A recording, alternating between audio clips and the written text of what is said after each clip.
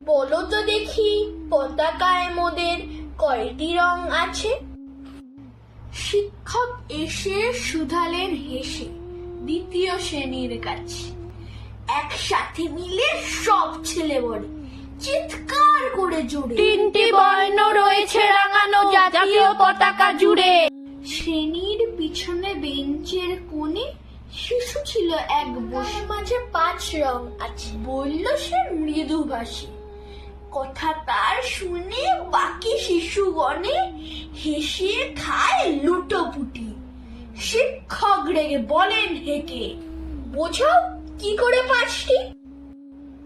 মাথা নিচু করে ভয়ার্ত স্বরে সরল শিশুটি বলে, উপরে গেরুয়া, মাঝখানে সাদা, সবুজ আছে তার তলে, আর আছে আঁকা গোলাকার চাকা, নীল রং আছে এতে। শিক্ষক বলে, যে ধরলেও তবুও হচ্ছে 4টে।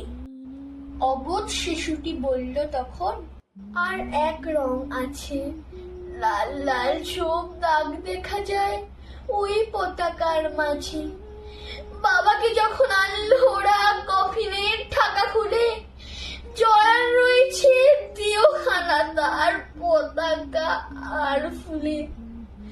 রক্তের দাগে ছিল লাল চোখ ওই পতাকার মাঝে। এই নিয়ে মোট হলো 5টি। এবার তো ঠিক আছে। সরল শিশুটির জবাবখানি কাঁপিয়ে দিল বুক। অশ্রু এলো নয়ন ভরে, শুকনো হলো মেঘ।